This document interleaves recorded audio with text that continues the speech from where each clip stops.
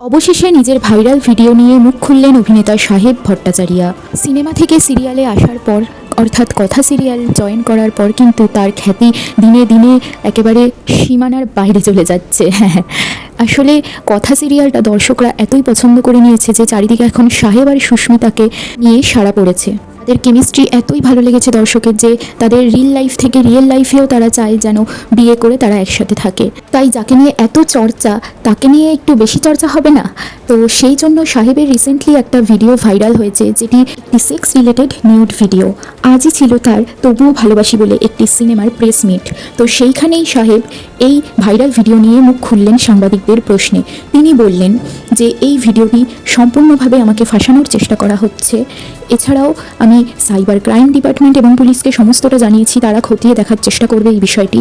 আর আমি 20 বছর ধরে ইন্ডাস্ট্রিতে কাজ করছি, আমার নামে কোনো খারাপ বদনাম বা পুলিশ কেস রটেনি এতদিনে, কিন্তু এখন হয়তো শত্রুর একটু বাড়বাড়ন্ত রয়েছে, ওই জন্য আমাকে এইসব ফেস করতে হচ্ছে।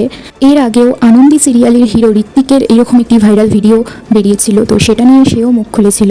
এবার কিন্তু সাহেব মুখ খুলেই দিল। তো তোমাদের কাছে বিষয়টি পুরোপুরি স্পষ্ট হয়েই গেল।